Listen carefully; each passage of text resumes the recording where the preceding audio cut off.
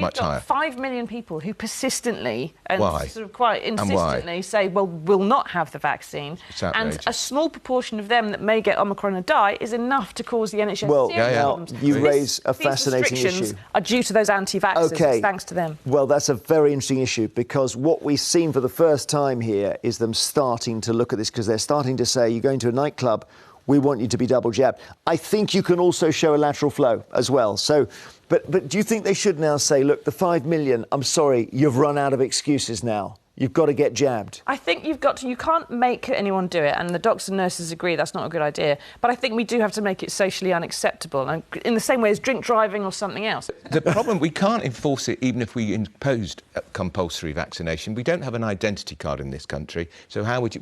police are going to stop people in the street and say, have you been jabbed? Well, that's what they do in Austria. So what they do, you're in the hairdresser, I don't know if they're inspectors or police or what, they come in and they say, can we just check everyone's double jabbed? If you're not, you're fined. And if they've got any unjabbed people as customers, then the hairdresser gets a fine that's twice as big.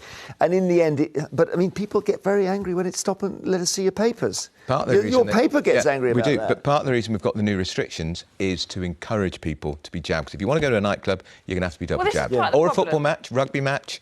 The theatre, cinema... But what about the Singapore option, where they say if you are not jabbed and you get it, you pay for your health care? Well, that's a slippery... I can see the temptation of that, but it's a slippery slope, because then we start saying we're going to charge people who smoke. Smokers, But, of course, smokers already pay through their tax to some extent. But I think part of the issue is the fact we call this restrictions. You call it draconian. We call it restricting our liberties and freedoms. If we called it safety measures...